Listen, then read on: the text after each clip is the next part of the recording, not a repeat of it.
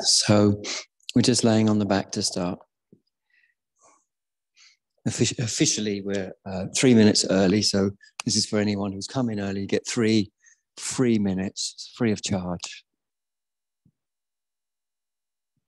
And while laying on our back, we can just observe. Just observe. Hey, Nick.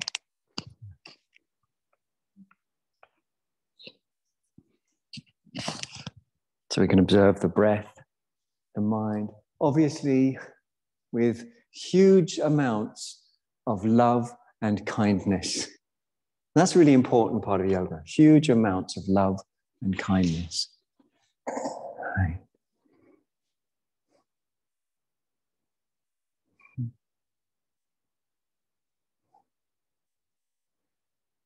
So what's great about that is that's universal. There's nothing that can come up in the mind or body that we don't apply huge amounts of love and kindness to.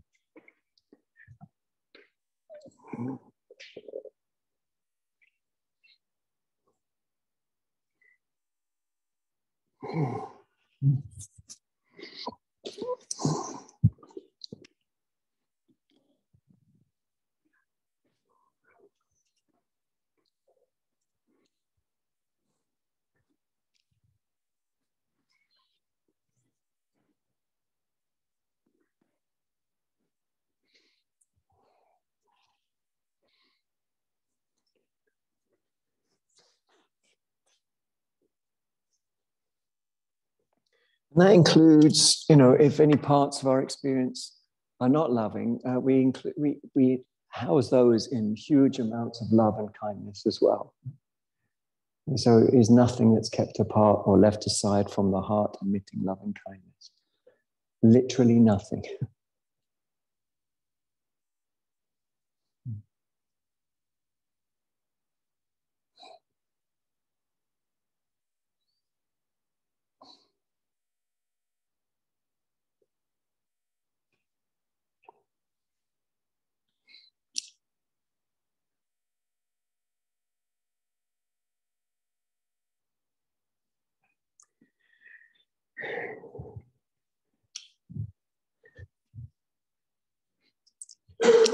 That was the unofficial start. Now here's the official start. It's 9:15. Give your legs a hug. Give your legs a hug. And if you want, you can roll about. Laying on our backs, rolling about. Those of you just joining on Zoom, welcome. Swagatam Sadabhaha. We started a little early, but hi Barbara. But don't worry, because I'll repeat what we talked about in the first couple of minutes. We're just laying on our backs now, rolling about a bit. Hey Kate, how are you? Good. I'm all right, thank you very much. Very civil greetings we're having, aren't we? And how is your family?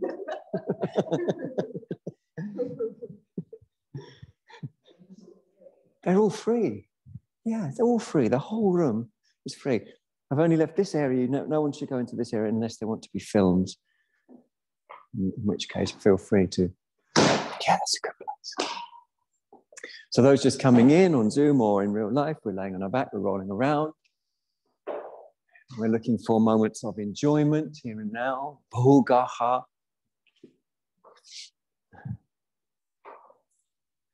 Which is the noun to enjoy or to experience.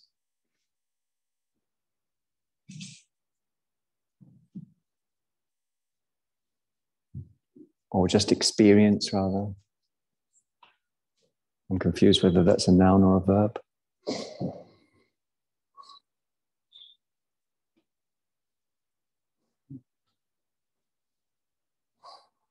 And sometimes you roll one direction, you find a moment to fall. It's like you fall down the rabbit hole in a good way, like Alice in Wonderland. You kind of fall down the rabbit hole and you wake up in Wonderland, which is not scary like it is in the Lewis Carroll book. But Wonderland is just the interdependent experience.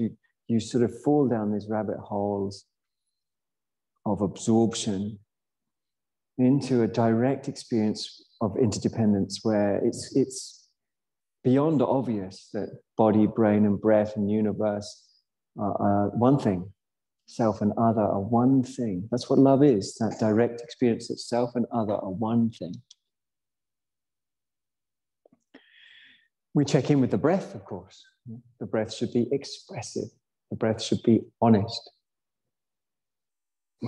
And most of us, I suspect, have stuff that's useful for us to release. We tend to be sticky in the Jain tradition.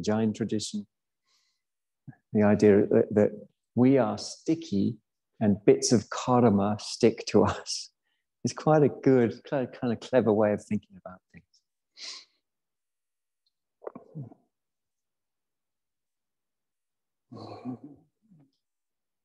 So rolling or staying still is up to you. And then we're going to bring the feet back down to the floor in our own time. Soles of the feet on the floor. And let's have a deep breath.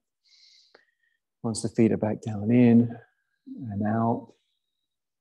And then again. And so on. Just observing the natural flow of breath.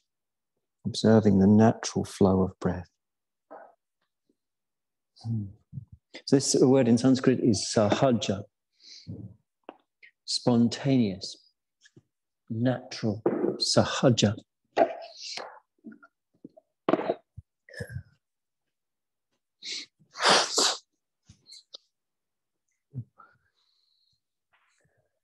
Raise up the leg that's closest to this side of the room. So you lift the foot and then you extend the knee and then bring your hands behind the thigh to support that leg. Then breathe through your nose. Soften the shoulders. Soften the neck. Notice when there's too much trying.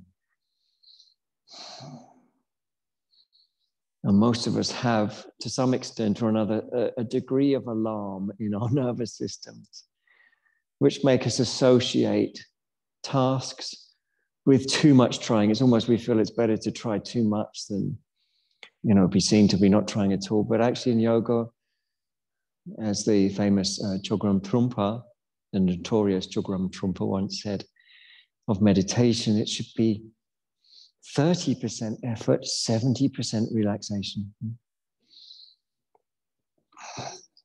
And that's because what we want to open up to is this as it is.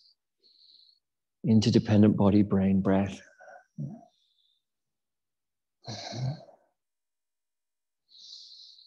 This as it is. Knowledge is not stored, but opened to. Knowledge is not stored in yoga, but opened to. Bring that leg down when you're ready. Let me hear you take a deep breath in, followed by out. And then let another come and another come and another. It's just, there's a lovely flow of breath then. And the yogin is learning to open, to trust, like a lotus flower opening. And that openness allows receptivity, and that receptivity brings along with it, as a natural part of itself, response, spontaneous response. And we call that spontaneous response yoga. Raise up your other leg when you're ready and interlace your fingers behind the thigh, close to the back of the knee whilst not being directly on it. Relax the neck, relax the shoulders, relax the lower back. Notice the connection between relaxation and tension in the body and relaxation and release in the breath. So tension in the body, tension in the breath, release in the breath, release in the body.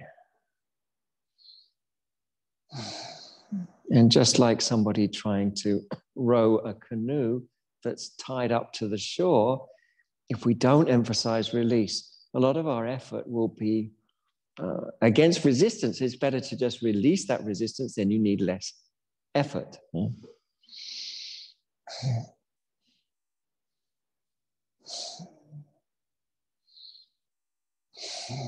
Just breathe easy, eyes soft, brain soft.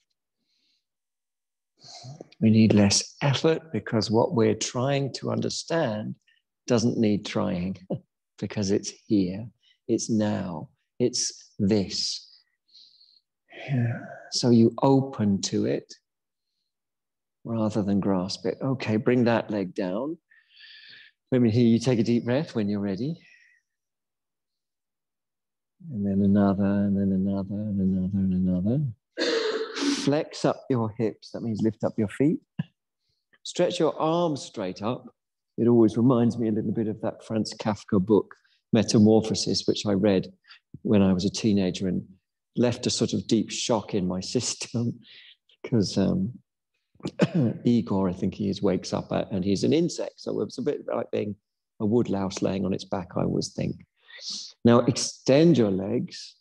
Don't think woodlice do that. And breathe through your nose and see if you can touch your shins, knees, ankles, or toes, or get a bit closer. If you can't touch them, it doesn't matter a single bit. Right? I just want to emphasize that by saying it again. If you can't touch them, it doesn't matter a single bit. But if you touch them, you could do one at a time. You could try that. One leg comes towards you and then the other. Just a little light touch. Some people have got adorably short legs and usefully long arms, and those people can reach their toes, right? But, you know, obviously, if you think about it clearly, short legs and long arms make a difference to this, right? So if you've got long, elegant legs and very short arms, then there's no chance. Okay, release. Feet down, hands under the head. Let me hear you take a deep breath. Or two, or three. The breath is everything to a yoga practitioner. So let it flow. The breath is everything to a yoga practitioner.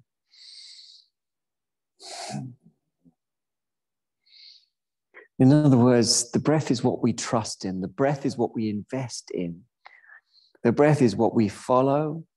The breath is our guru. Guru is a Sanskrit word which in its sort of most primordial state means heavy or weighty. So in this context, that means teacher, because the teacher is a heavyweight. They really know the subject. They have gravitas. It is the breath that knows, not thinking, not yoga teachers, not yoga books, although buy mine when it comes out, because I could do with the money. But, you don't need it unless you want the nice pictures and stuff.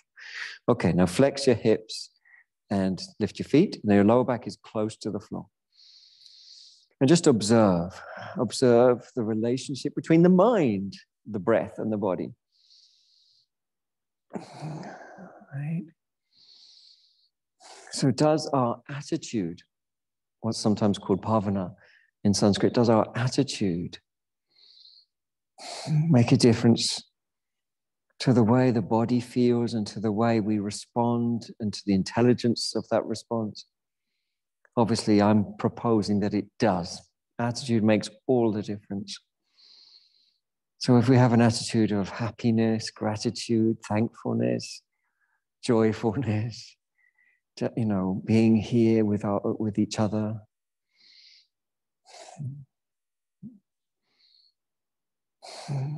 then the mind will open up like a lotus flower. Receptivity brings with it response as one thing. Lift your head up when you're ready. Lift your pelvis, if you can, by flexing at the abdomen. It's quite a strong abdominal, so not everyone's going to be able to lift the pelvis up, but make an effort in that direction will be enough. Those that can may even be able to bring elbows and knees together. Please don't yank on the neck. Your hands don't even have to be interlaced. You can change the hand position if you want. So it's just curling up into a little ball. Okay, and then coming down, feet down, head down, and then I'd love to hear you take that deep, deep breath like a release. And just let a few happen. So as yogis, we sort of start to glide because we're not sticky. Right? So that's, an image from Jainism, The Jain tradition is closely connected with the Buddhist tradition, actually. And like all siblings that are quite close, they sometimes like a little punch up, Buddhism and Jainism, even though they both advocate very strongly for non-violence, but it's a sort of, But if you were to see an image of a Mahavira or another one of the Tirthankaras in Jainism, you'd be hard pushed to know that it wasn't a Buddha. They look similar. Lift up your knees again. Open up the angle at the back of the knees. Lift up your head. We're going to take the elbow that's furthest away from the shrine towards it, and the knee that's closest to it towards that. So the opposite knee, opposite elbow come towards each other. And then same the other way. Opposite knee. They don't have to reach. It's not at all important. It's just the direction of movement. One more time each side. Really remember 70% relaxation in terms of attitude, 30% concentration. Last time, or effort. Breathe easy. Back to center. Well done, everyone. Head down, feet down. Everyone takes a deep breath deliberately. Sigh like exhales. And really let a few happen. So there's a lovely poem I've long since loved called The Spontaneous Vajra Gita.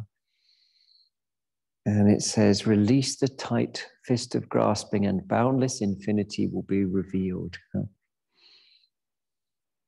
Before that, it says, trying to grasp the ungraspable, you exhaust yourself in vain. Then release the tight fist of grasping and boundless infinity will be revealed. In other words, relax, breathe, open up. And boundless infinity is what other traditions call prakriti, or interdependent reality, which is everything. There's nothing you can think of that isn't interdependent with something else. Release your hands from behind your head and stretch your arms towards your feet.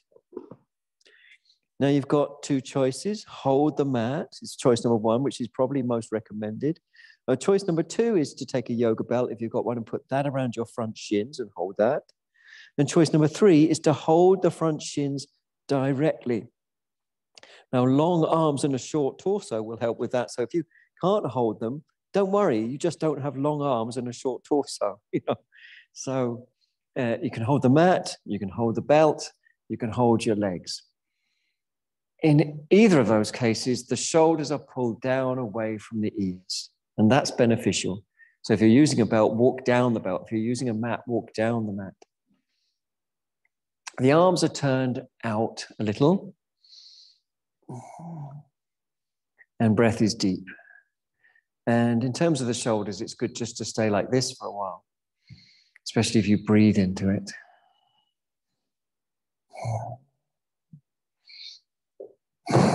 Now, I'm going to give you another instruction. When I give it to you, keep hold of the belt, keep hold of the mat, keep hold of the front shins, and turn your arms out. So keep hold of whatever you're holding and turn the arms out as you follow these instructions. Tummy is drawn in and up. So you draw your tummy towards the floor, tummy in, and ribs up. And then lift your bum up and turn your arms out.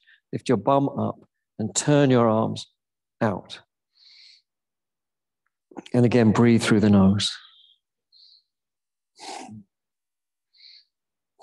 Neck soft, jaw soft. So you're still holding your belt or your mat or whatever it is you're holding. And the arms are turned out.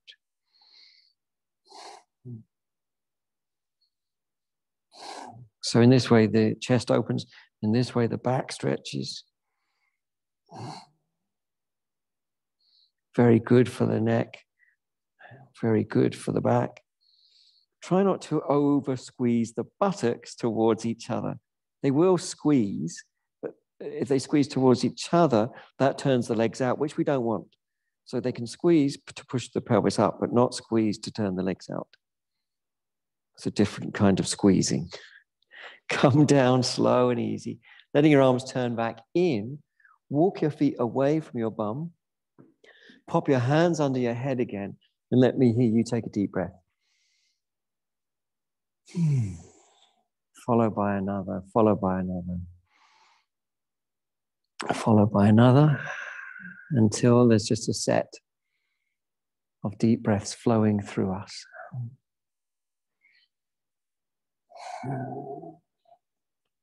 Walk your feet in towards your head. Lift up your feet. Stretch the legs, so extend the knees. And then experiment. You can swing the legs, you can bend, extend the knees, you can point and flex the feet. You're just trying to bring a bit of easefulness, a bit of flow, a bit of release. And of course, the body knows how to do that. As I'm sure I've mentioned to you many times, because it's happened to me many times, there's a book out there called Yoga for Cats. And I've been bought it no less than 4 times in my life, because everyone thinks, oh, Jim likes yoga. Let's get him the Yoga for Cats. But of course, it's wrong in 2 ways. One is, it's not good for me if it's a book for cats. I'm not a cat. Number 2 is, cats don't need a book on yoga. They know how to stretch, right?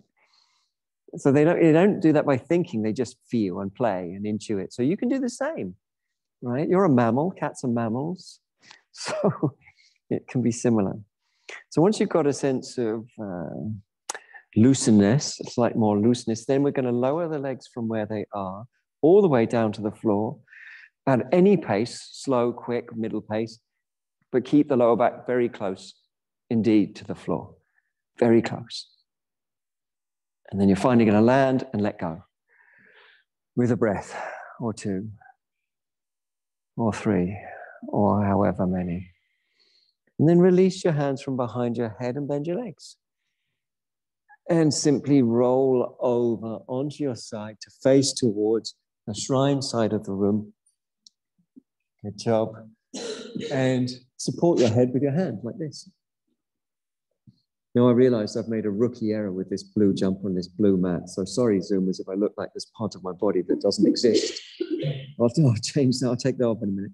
But in the meantime, extend your bottom ribs and extend your armpit a few times until you feel contact. Like really, there are muscles between the ribs, obviously the intercostal muscles, and they benefit from you stretching and landing them. They all get a little stretch out. Why is that beneficial? Because they're part of the breathing process, and muscles can get caught in patterns that are associated with views that we have about the world, conditioned by our society and our family, and etc. So in other words, the muscles aren't completely free to be able to respond to the needs of the breath while they're caught up in other patterns. So we release them from patterns by challenging their pattern, by stretching them, or stimulating them in other ways. We can roll a little now, forwards and backwards, and I hope some of you have got a bit of tenderness on your body that, is rich enough.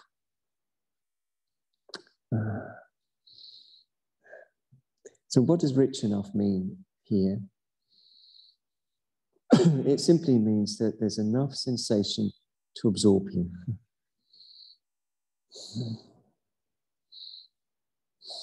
And all things that absorb you are rich. And all things are rich, actually, but some things we tend to open up towards more than others. Like a kiss on the cheek from someone you like is rich. It's a rich thing. You can disappear to it. So coffee is rich, Sunsets are rich.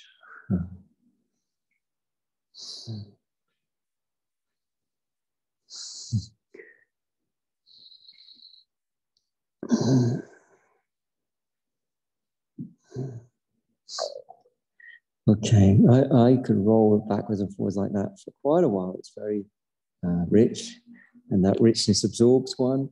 One is absorbed into the field, as I call it, which means the experience where everything's very obviously interdependent.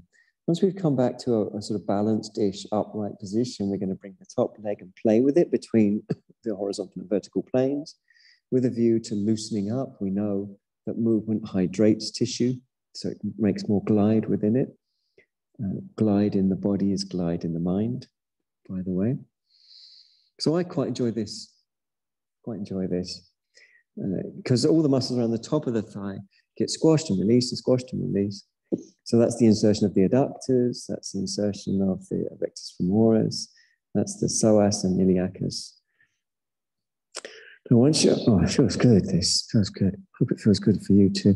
You could do that for as long as you want, but when we feel ready, we're going to attempt to reach the fingers to the foot more than the foot to the hand. In other words, we're avoiding this and trying to let this become soft enough that the leg can come close enough that we can reach.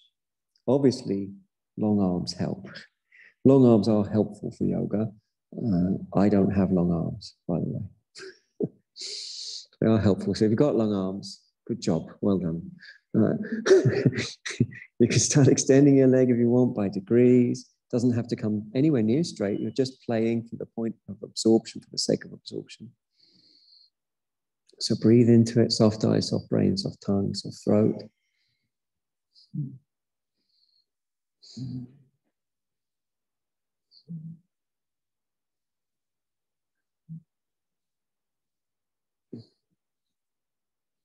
Movement can help in terms of flow, and flow should be felt in your breath. If it's not felt in your breath, it's not happening. Simple as that.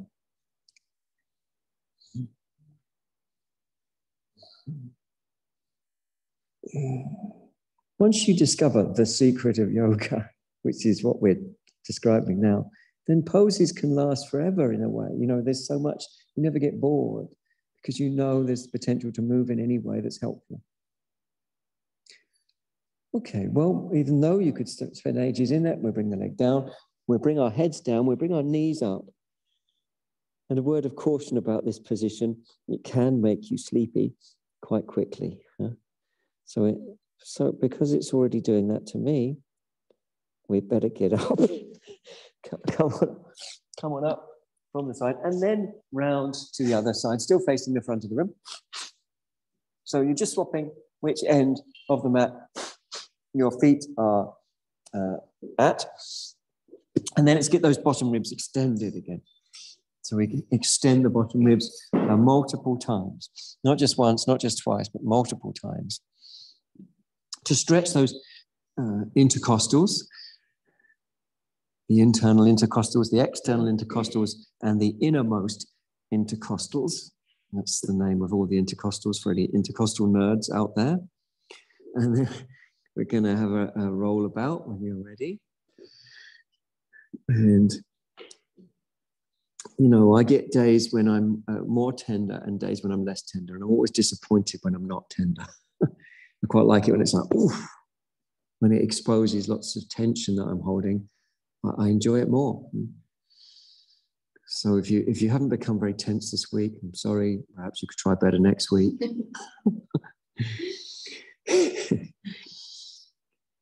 And just experiment. And, you know, the nice thing about this is you don't have to refer it to thinking like, is this right? Is this wrong? Or to an external authority. Jim, is this right? Is this wrong? Or to a book, you know. What's it say in the book? You just refer it to your breath, right? Does the movement you're making release your breath? Cause it to sort of become unstuck, become open, become expressive? A simple question to ask yourself. And there's, you know, simple feedback from the breath. Does the movement you're making cause a release of the breath? Yeah. Sometimes you find a particular placement that's particularly good. Oh.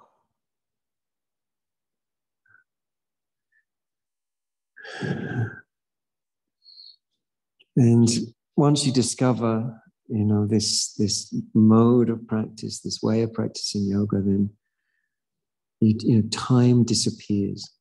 In Buddhism, we call it akaliko dharma, the timeless truth, outside of time. Kalenanavachidatta means unaffected by time. When you're ready, come back to a reasonably stable position and begin to play with the leg. And remember, when you bring your leg forwards, that compresses tissue and that pushes fluid out. And then when you release the leg, that fluid rushes back in higher quantities. So if you do that quite a few times, backwards and forwards, and perhaps between inner and outer, or between horizontal and vertical planes, you'll find more and more fibers to hydrate. These are fascial or myofascial fibers. And as this hydration happens in the body, we get glide between the fascial fibers. But as yogis, we know that everything is everything. That's the basic thing. If you're a yogi, what you're saying to the world and yourself is that you understand everything's interdependent. That's what makes you a yogi. Full stop. So, you can feel that glide of the body is glide of the mind. Necessarily. One can't glide without the other. Eventually, the leg will come up to the upright position, and then perhaps still through more hydration, which in other words, more movement, we make the effort to reach the big toe. But it doesn't matter if you don't reach it at all. Every station is as good as every other. It's quite wobbly. It's quite part of the fun is that it's wobbly. I recommend you don't practice on the edges of dangerous precipices, however. And then you can extend the leg if you want, by whatever amount you want.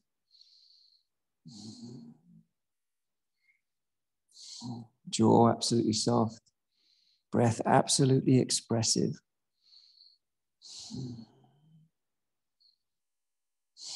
Breath absolutely expressive.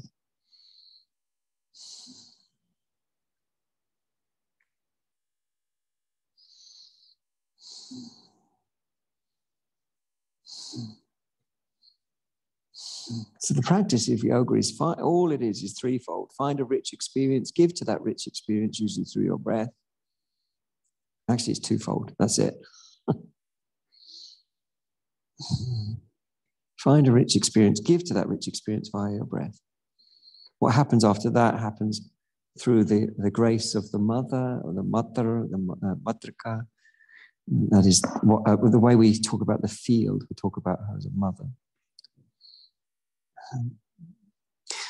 Okay, groovy. Bring her leg down. Let's have a moment. Wake me up if I go to sleep. Breathe easy. Actually, I didn't want to wake up this morning because I got woken up, but I was in the middle of a dream. And in that dream, I was Paul McCartney. Yeah, and I was writing a song, and I knew that song in the morning. I sung it to everyone in the house.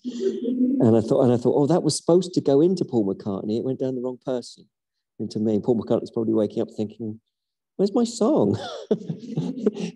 Okay, come up from the side and onto hands and knees. Take a breath or two. That's my ultimate favorite dream, writing a song in the dream, especially if you're Paul McCartney as well. I was Paul McCartney as he is now, by the way, old McCartney. Lift your bum when you're ready, you're down face dog. So come into down face dog when you're ready. Like this. And pad your paws into a deeper weave with the mat. Now, paws means hands here. It's good to speak in riddles. It makes you more enigmatic. So pad your paws into a deeper weave with the mat.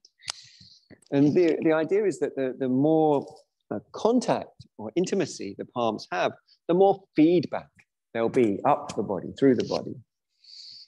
Opening up the armpits, right? Investigate what that might mean. Open up the armpits. That means stretch them.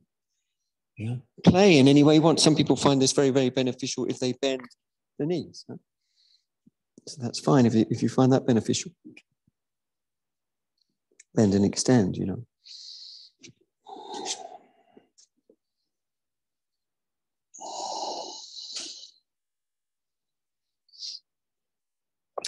Drift the shoulders forwards until they come directly above the wrists. Palankasana, it's called, which means plank. Play with it. Let the pelvis move, left and right and so on. Know that I love you as I ask you to bend your elbows and hover above the floor. Hover. You can do it. I love you. You can do it. And one push-up. One single push-up. That's good job. Okay, bring your knees forwards and sit in a kneeling position. Oh, deep breaths. One push-up. It's quite hard, isn't it? You did well there. You did very well. Take deep breaths. Catch your breath. Sit up straight. And I don't mean that in a sort of way that a school teacher might have once said that to you, or a strict parent, but more sort of relaxed. Like, maybe I'll change the tone of voice. Let's try and do the right tone. Sit up light. Sit up lightly. And there may be rocking that contributes to that lightness of the spine. Imagine your spine is like the stalk of a lotus and your head is the lotus flower. Huh? And that stalk of the lotus is in water, so there's some flow. And the lotus flower is floating on the surface of the water. And it holds the stalk upright. The lotus flower is open. So your perception is soft, relaxed. We release the tight fist of grasping.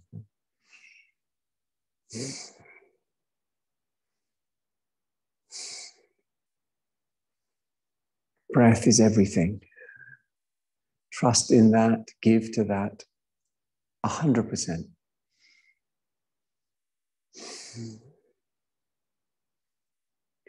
Now, for what we're going to do next, there are lots of stations. I want to emphasize those stations. It's a little easier, especially if you don't have long arms, to start this pose on a brick block, like a cork block if you've got one. But I'll do it without the cork block as well, in case people don't have one. It's fine either way. So we're squatting, whether we're squatting on a cork block or straight on the floor, but it's a little easier on a cork block. So if you think, oh, a little easier sounds like my kind of thing, then squat on a cork block, and that will be a bit easier. By on a cork block, I mean the balls of the feet are on the block, not the heels. You're literally on the block. There's no part of your foot on the floor. Yeah, that's it. Very good. That's it. So you're perched like a bird. I'm particularly in love with the birds at the moment, the sparrows. They're eating so much bird food. It's marvelous to watch them. They come every day, and I have to fill up their feeder all the time. So I like to see them perched. I can see them from my little meditation shed, which is actually at Wendy House. It's a tiny little place I meditate. It's almost comedy. The neighbours can see me getting in this Wendy House, and I come out an hour later, and I don't know what they think. I have to bend over to get in. The door's tiny. Anyway, out of the window of the Wendy House, I can see the birds perched like you're perched. We're going to stretch the arms forwards through the legs. That's the next part of this exciting journey that we're taking together. Great, very good. The feet should be quite close, I should say that, quite close to each other. Now, the only part of this that we all need to achieve today is bringing the arms back so that they press into the shins. Right? Like that. That's it. If you've done that, then you've done as much as you need to. Try and get as much of the tricep. That's the opposite side of the bicep. Most people know where the biceps are because we like to show each other's biceps and, test each other's biceps. And mothers with babies are often quite keen on showing you their biceps because they have to hold the baby and their biceps get enormous. So anyway, it's the opposite side to that.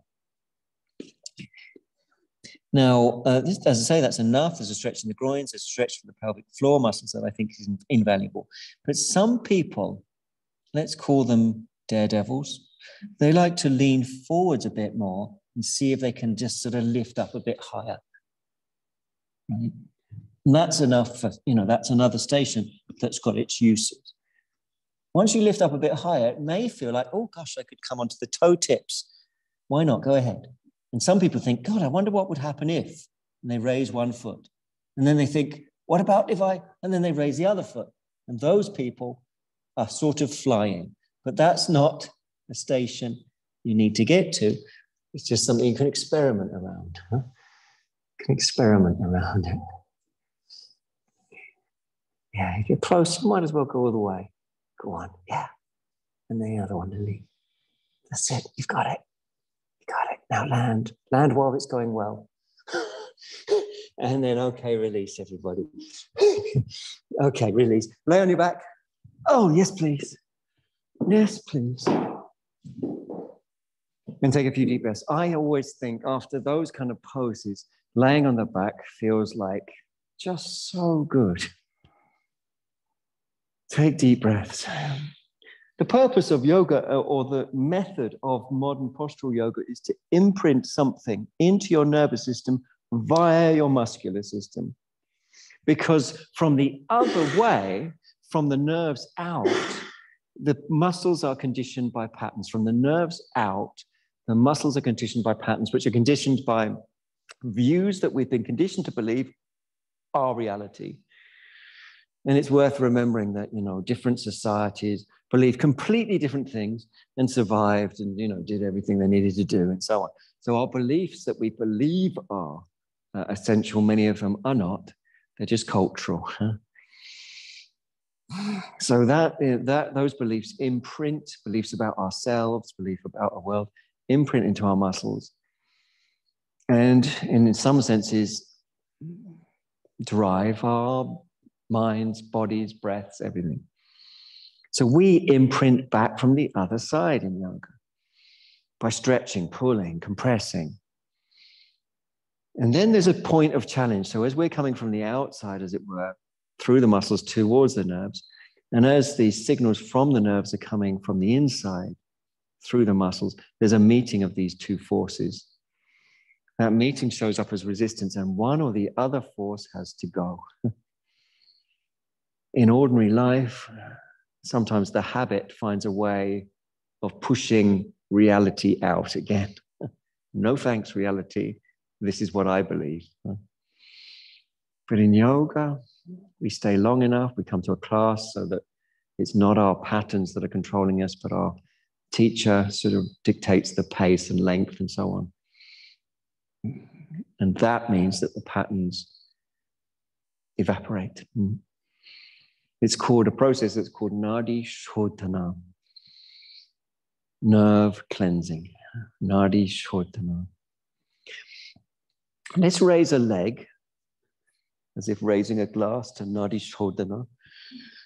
And then we're going to bend the knee and see if we can reach up for the foot. So you bend the knee as much as you need to until you can climb up until you can get the foot. So you bend your knee as much as you need to. You'll be able to do it. Just keep working at it. That's it. Bend your knee as much as you need. The other leg can be bent as well, by the way. You can bend the other one. That'll make it easier. And breathe through your nose. Now, it's fine for the body to roll as you gently invite the leg to move down and release any tensions. These are the tensions I described coming from the inside towards the outside. Release any tensions in the form of resistances via the breath. Release tensions that show up in the form of resistances, whether that be tightness in the body or mental or emotional or respiratory resistance. And eventually the leg starts moving down. Not through you pushing, but through you, a mixture of pressing and releasing. The two go together. When Vajrasati Yoga was very young, the school is 23 this year. When Vajrasati Yoga was very young, we used to say moving in and letting go. It was on all the merch. So as you move, it's important to have both. Moving in, pushing the leg down, letting go, breathing. Okay, let's release that leg. Place the foot down, scoot the buttocks under towards the heels, and let me hear us all take a deep breath. And several deep breaths come and go. Not just one, not just two, but lots. And then obviously the other leg comes up similarly. And you bend the knee, you can lift your head and reach up for that foot. Any way you can get it. But remember the leg's going outside to the outside of the ribs. And it doesn't matter if the pelvis lifts, in case you're thinking of asking, it's fine.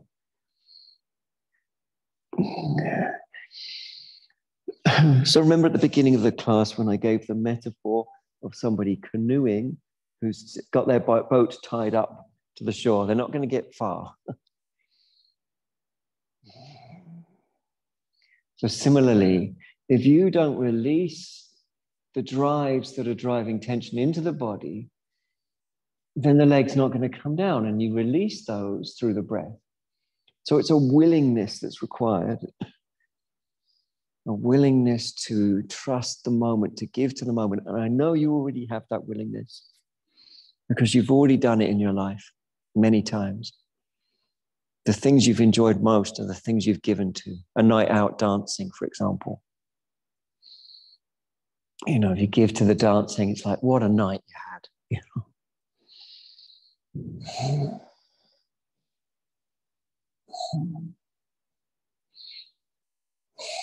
Just breath, breath, breath.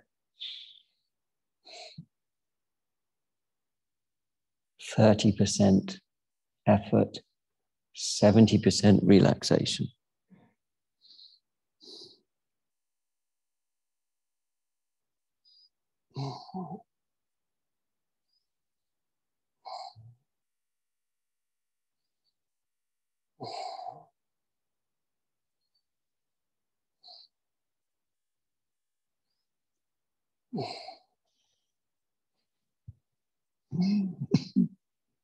Okay, release and place and breathe. Take some deep breaths. 2, 3, 4 or more.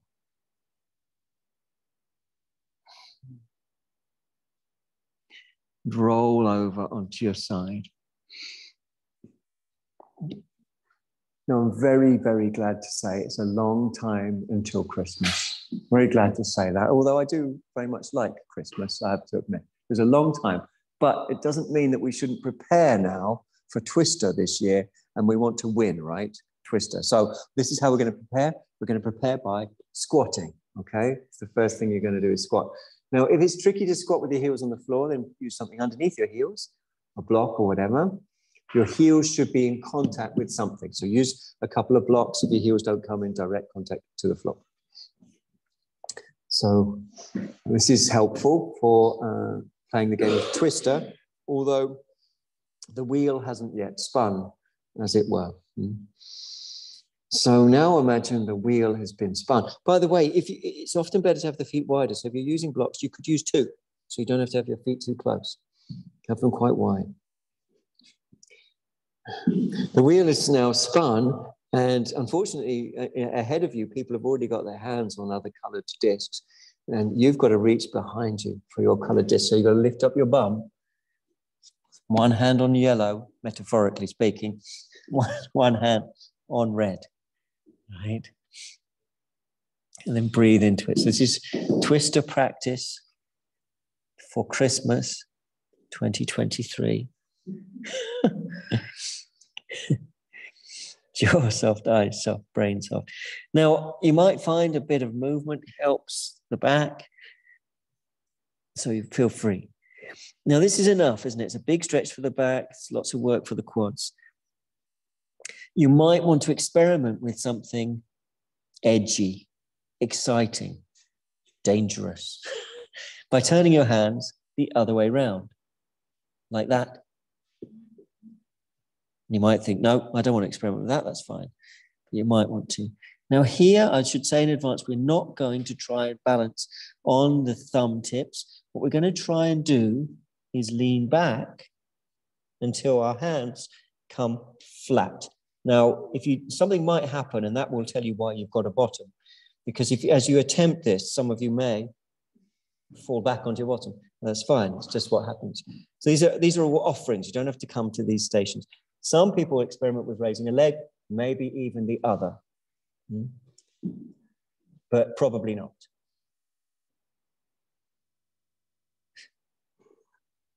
Okay, we're going to lower ourselves back and take a slightly shocked breath and go back to your back again. Oh yes, the back. Oh please, lay back on your back. Let me hear you take it. Oh, it's quite exhausting, isn't it? Take a deep breath. Oh, take a few. And how much easier it is to give. What we're trying to be encouraged to do in various ways is to give. That's it. That's the yogic quality. I met up with a friend last year for a walk in Stanmer Park. Jnanotra, his name is. It's a Buddhist name. And I asked him, Jnanotra, how's your meditation practice at the moment? And he said, I'm not doing any. And he said, but I am trying to practice as much as possible Dzogchen. Dzogchen. That's a Tibetan word. And Dzogchen means the great perfection. Right? Dzogchen. And what it is essentially is a sense of giving to the moment, which allows us to realize the interdependence of it. You can only know it by giving to it. Like St. Augustine said, if you want to know the ocean, don't try and put the ocean in a cup. You've got to throw the cup into the ocean. So that's the great perfection, Dzogchen. So as we relax after that last pose, a profound sense of opening up, like a lotus flower, opening up to the whole of reality is essentially what yoga devotion is. What is called bhakti. The word bhakti comes from a root bhaj, which means to give.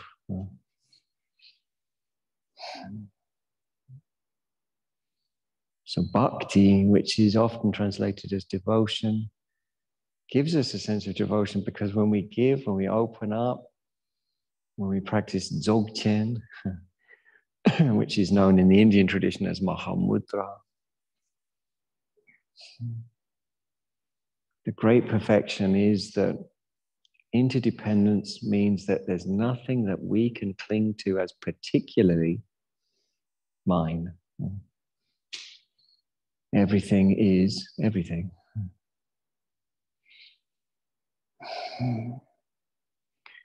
Walk your feet closer to your bottom. Stretch your arms towards your feet, just as you did earlier when we held the mat or front shins or used a belt. We're going to do the same now. Use the belt or mat or shins and to walk your arms down so you get a stretch. Now this will mean for the longer armed people, perhaps their feet are not as close to the bottom. Shorter armed people, the feet closer to the bottom, or using a belt or using the mat. But as long as we're bringing the shoulders down and that's a stretch and it's kept like that through holding whatever we're holding, that's all we need. Breath deep. Now light tone on the tum. I feel like I should say tra-la-la-la because it sounds like Brown Girl in the Ring, but light tone on the tum. Tummy draws in and up and lift your bum up. Turn the arms out strongly, still holding your belt, mat, or shins. So chest opens up. This is called Setu Bandhasana. Setu, bridge, bandha, formation. Asana is just a word that's been added in recent centuries to indicate posture in some recent-ish texts. Recent means from about 500 years ago, more prolifically. Coming down, slow and easy.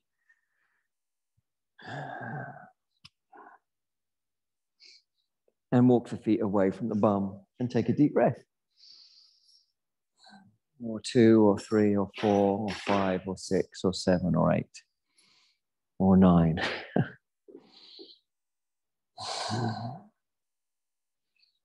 Dzogchen, the great perfection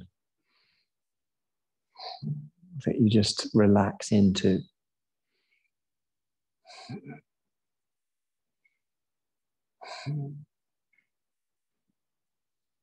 Just relax into it. Now raise a leg. Doesn't matter which one. That one, yeah, that's a good one. Yeah, that one. Either or that one. Doesn't matter. And then dorsally and plantar flex your foot. Yeah, and there may be cracking, which is perfectly normal. And you can circle or half circle your foot. Just play with it. Now, obviously, this is bringing hydration to the muscles that move the foot. Right. Then when you're ready, turn the heel in and toes out. Just push the heel up a bit as well. Bend at the knee, cross that leg over the other one. Now, I prefer to push beyond the outer ankle. So I'm on the flat part of the outer shin. If you prefer to keep the ankle on there, that's okay, although I find it a bit unstable and digs in a bit. But make sure that you don't distort your foot. So try different things. My recommendation is to go to the flat part of the outer, just above the outer ankle. But if it feels more comfortable on the outer ankle, then that's fine. But keep your foot flexed. Then lift the foot that's on the floor off the floor. Plunge through the gap between the legs and either reach behind the back of the thigh or the front of the shin. Either way. So let me just recap in case you're confused. The leg that's closest to you, same arm as that, goes through the gap. And then you reach for the back of the thigh. You can use a belt to reach around the front of the shin.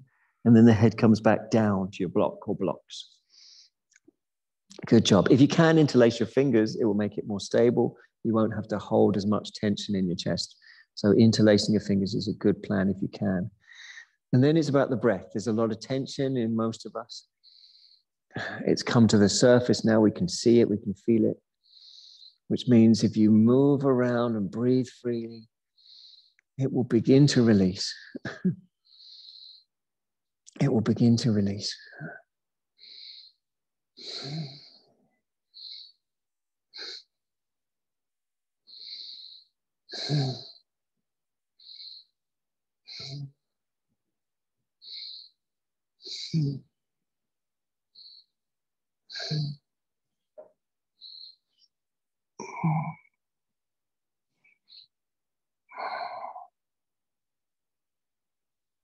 Okay, speaking of release, let's release the leg, release the other as well.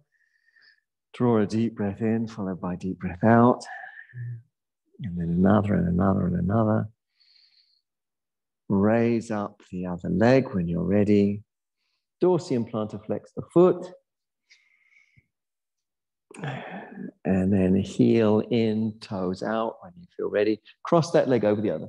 Push beyond the outer ankle or beyond the outer ankle, but make sure you get some sort of stability there.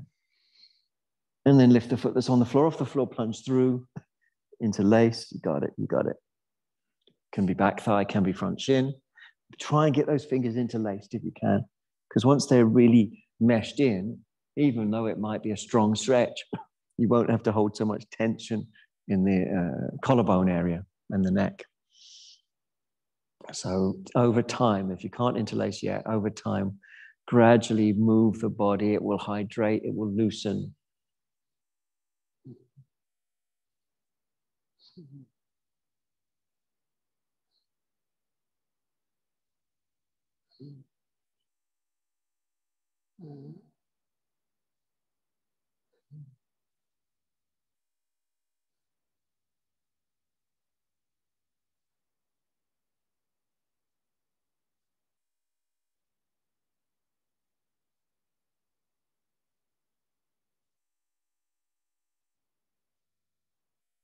Okay, release the leg. Bring the other foot down on the floor. Take a great big stonking breath. And then another, and then another. Really let yourself rest in the breath, like resting in a warm bath or floating in the Dead Sea, you know, it just floating, inevitably floating. Fully supported by the breath. Roll over when you're ready. Good job. Come up from the side when you're ready. Now you might need to sit on 1 or 2 blocks for this next pose. We're going to have the legs over to the side, and then top leg will come up and over the bottom leg. So as I say, if it's difficult or feels tight, sit on 1, 2, or even 3 blocks. So you end up with 1 foot back and 1 foot forward. So starting position is perhaps sitting on blocks, with legs over to one side, and then the top leg comes up and over the bottom leg. I find a little lifting and shifting is super, super, super helpful. And that lifting and shifting is rearranging the various fibers between the joints. So there's agreement. It's a big stretch for most people on the IT band and other places too, hip and buttock. Remember, you can sit on up to 3 blocks. It will give you more space for the pose. And it doesn't have to come flat like this. It's whatever formation it is. Hands can be where you like, on the floor, fingertips, on your leg in prayer. Very good. Yeah, perfect. Perfect. Yeah. Drop the shoulders, breathe through your nose. Remember, some movement can bring increased melting of these. Well, what happens all the time is these fibroblasts, these specialized cells, I visualize them like little Spider-Men, like, and they're constantly making fibrous connections all the time. That's when you wake up in the morning, you're like, oh, you're melting all these little webs that have, knotted you together. So when you move, they melt, right? But they're constantly being formed. So if you sit for a long time at one place, they'll web you up in that position, right? So this is a person on a computer, if you hadn't guessed. Okay, so that's why they say don't sit too long. Move, melt some of those fibers. You might think, well, why the hell are they there? Just webbing us up all the time. They support the body, so you do need them. But if you stay in one pose too long, then they web you up like that. It saves energy because the muscles aren't having to work as much. But actually, it can cause pressure on the nerves. It can cause difficulty in circulation. Shorthand, move around and it melts and you feel better.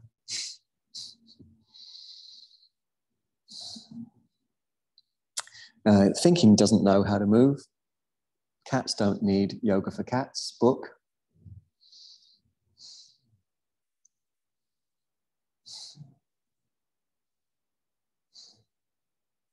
And it's not that cats don't think, we've got a cat at home and I know what he's thinking all the time. I can always tell what he's thinking.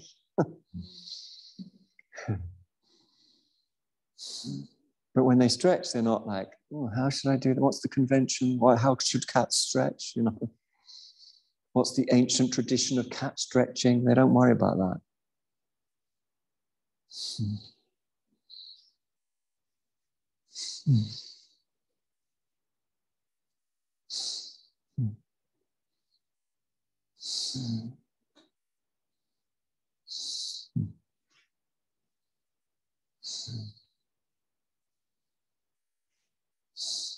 Breath is everything. Trust in the breath. Trust in her.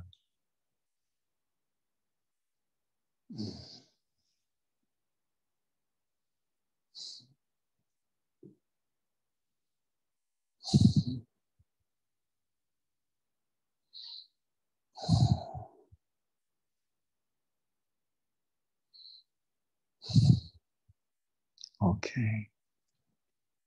It's a good one to stay a while, but we'll come out slow and easy because it's a big stretch. We're going to stretch our legs out and give ourselves a little rub down, an energy bath. Make it quite vigorous, like a proper energy bath, and make it everywhere. This is part of a yoga tradition called Tsa Lung Chul Kur. Tsa Lung Chul Kur. It's Tibetan. Once you're feeling more vavavoond, then the legs go to the other side, top leg up and over the bottom leg, lifting and shifting, perhaps more carefully than I just did. Okay. Good. So take your time because lots of little movements take you a long way. If you do lots of little movements, like you might move the body a bit, give yourself a moment, move it a bit more. You can make enormous progress with lots of little movements.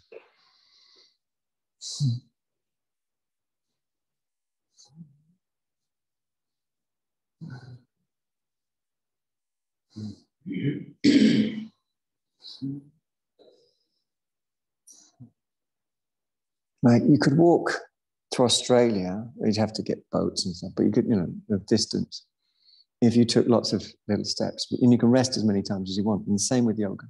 You can make tremendous progress if you take lots of little steps rather than try to take one big one.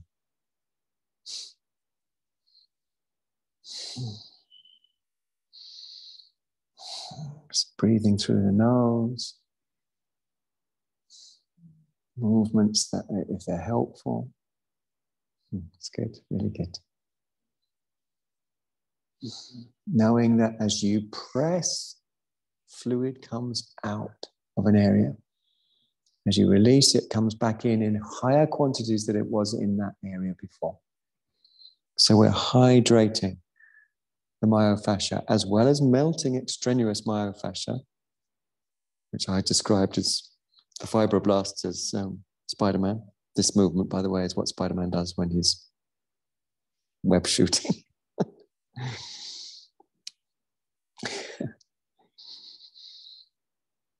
Breathe into it. There's two stepping stones. You've got to take both. One is a rich experience. That's one stepping stone of yoga. Find a rich experience. I think you've found it. Two is give to that rich experience through your breath.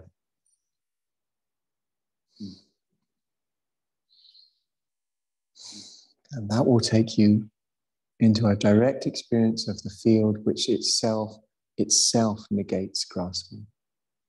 When you don't grasp, grasping, by the way, means grabbing things and appropriating them. When you don't grasp, you fall into the spaciousness that is your true nature.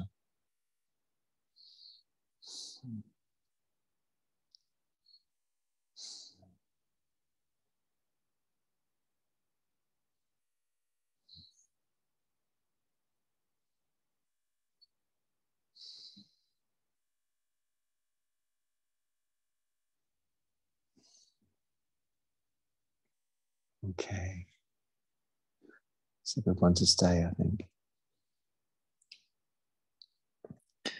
But we'll come out nice and slow, slow, slow, slow. Don't rush out. Well done, this big stretch. Oh. And then stretch your legs out and give yourself a rub down. Make it energetic. You can rub, you can patch, you can, just want to distribute energy everywhere. Just so it feels energetic. I think in some Far Eastern practices, this is called doing, but I don't know. I just have a distant memory of that, like that, doing. I think it might be in Tai Chi or something. I don't know. Anyway, you can do that. It's just about energy bathing. Having done that, we're going to sit on a block. I haven't got one here, but you can imagine I'm sitting on one with the feet in line with the midline of the body. So a brick block is preferable, but if you've got the other kind of block, you can have the short end facing forwards. So if it's a purple block, I'll show you what I mean. And if you need extra support, put a blanket underneath your shins. So I'll show you what I'm talking about. So if you're a little stiffer, a brick block, short end forwards. So the brick blocks should be like that. These kind of blocks should be like that. If you're a little stiffer, you might want to use a blanket underneath the shins. So it gives you extra support like this, right? So either way, brick block, the other kind of block. The heels line up with each other and are directly one in front of the other, one behind the other. It takes a little bit of fiddling around to get that right. Like that. So one heel in front of the other and they're directly in line with the midline of the body. That's it, you got it. Yeah, it's getting there. So instead of cross leg, which is like this, the legs go like this. There is another version where you bring the top leg on top of the bottom leg. And there's other versions as well, actually, in the Hatha text, the versions are different to both of these.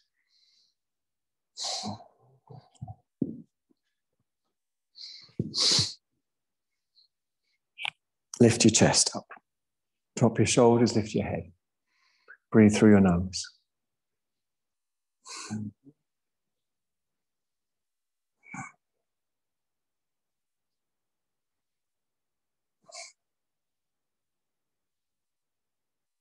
Now, it's said that there are particular large amounts of strong blockages from the forehead center. These blockages extend up to the crown of the head, which we often call the Sahasrara, which means 1,000, because we imagine it like 1,000 petaled lotus opening up. So to open up that area before we open up the whole central channel, we're just going to pass through that area, what's called a bija mantra, using it as a nada suchi. Nada suchi means a sound needle. So all we're going to do is going to chant this hrim. You'd spell it H-R-I-M, but you'd have a dot under the M and a straight line across the I. Hrim. We're going to imagine it passing through these little blockages. The first one we come to is called the Nirodhika, which means the blocker. So you make it as nasal as you can. That M with a dot underneath it that you see at the end of Om as well isn't ma, it's any nasal. Ma is a nasal, na is a nasal, na is a nasal. And the sound that you make through your nose. If you say the English word bank, you're saying a nasal. If you say the English word king, you're saying a nasal. If you say mum, you're saying a nasal, etc. So we make it the strongest nasal we can. Hrim. We're going to do it together. Take a deep breath in. Inhale. Hrim.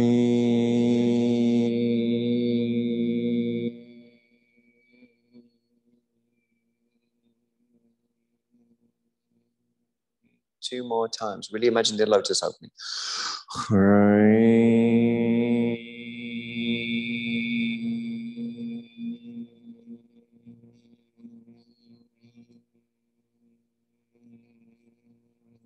Last one.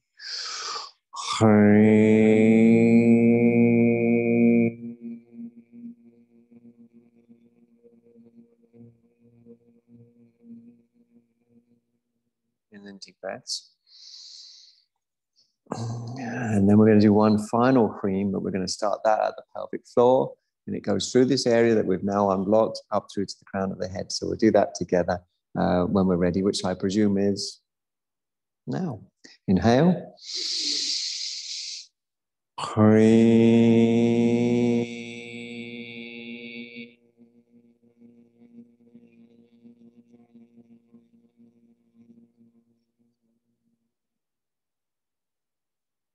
And then deep breaths follow. Deep breaths follow. Relax the buttocks, relax the shoulders. Dzogchen. Hold the mind in Mahamudra, the great seal. Seal your mind in this great seal, which is the Dzogchen experience, which is everything is as it is, perfect. If you open up to it as a whole, as a totality.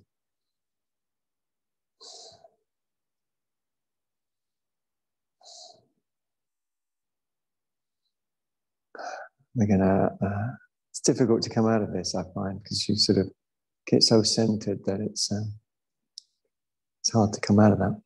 But we're gonna come to laying on our back, keeping that sense of centeredness with us as we come into Shavasana, the corpse pose. So make sure you're warm and comfortable. Yeah, make sure you've got loads of room as well. Sometimes it's useful to top and tail because you've got to have your arms like this distance from your body. We don't want them like that at all. So sometimes top and tailing gives you more room for your arms to spread out. If the head tips back, it's essential that you have head support. It might not tip back, but if it does, make sure you've got head support to tip it very slightly forwards towards the heart. The shoulder blades are scooted under and the chest is buoyant.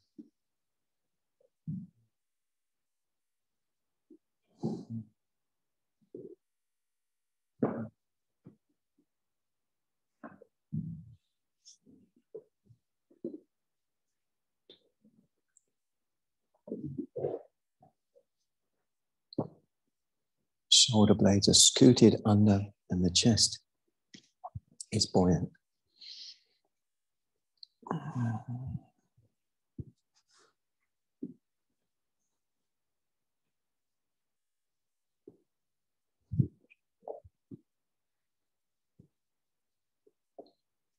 the whole weight of the body is released. The whole weight.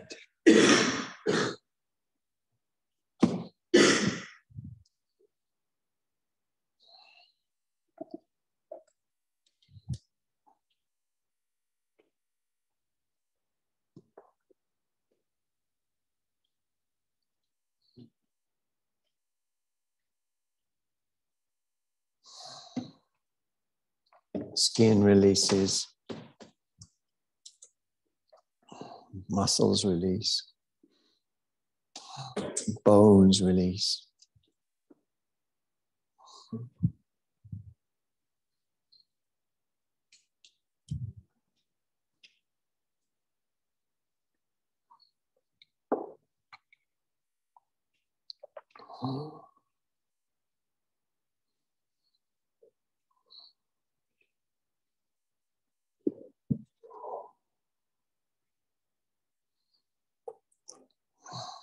And there's a correlation, a direct experience of the relationship, the complete and direct union of settling and expansion. The more of the one, the more of the other.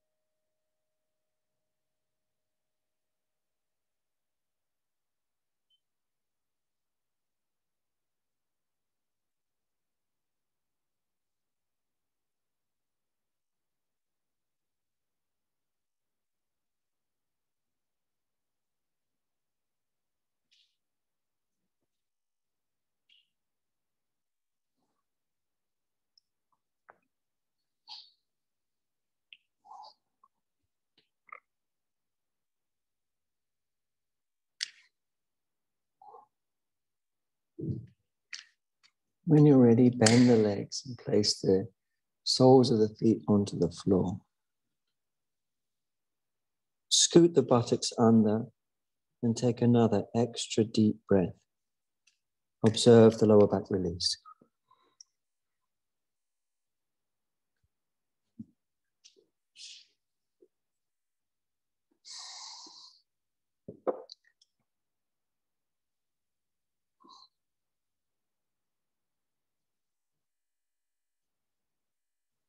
Roll onto your side, facing away from the front of the room where I was.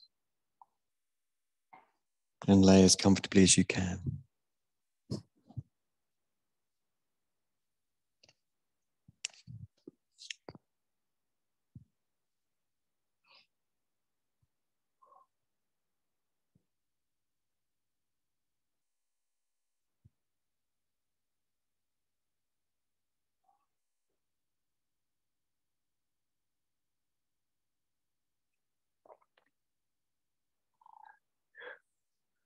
Roll again when you're ready to face towards the front of the room.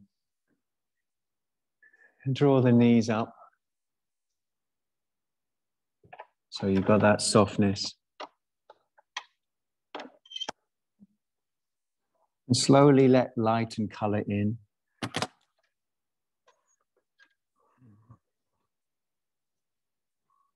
When ready, after some stretches, you can bring yourself up nice and easy from the side.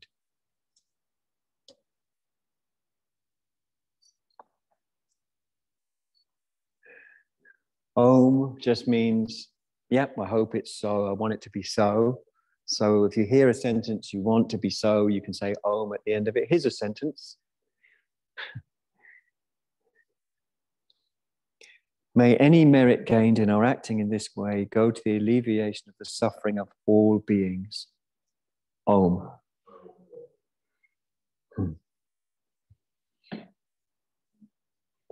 Beautiful music and sunshine coming into the Buddhist Centre. Thanks very much for your time, Roomers, and indeed, Zoomers. Marvellous to see you. Hope you, that's so loud. Lovely to see you. I'm scanning through to see all your handsome faces. Good luck. Yeah, there you are. There you are. There you are. Yeah, you know I'm talking. Lots of love. Try and be good. Lots of be good. Try anyway. Love you all.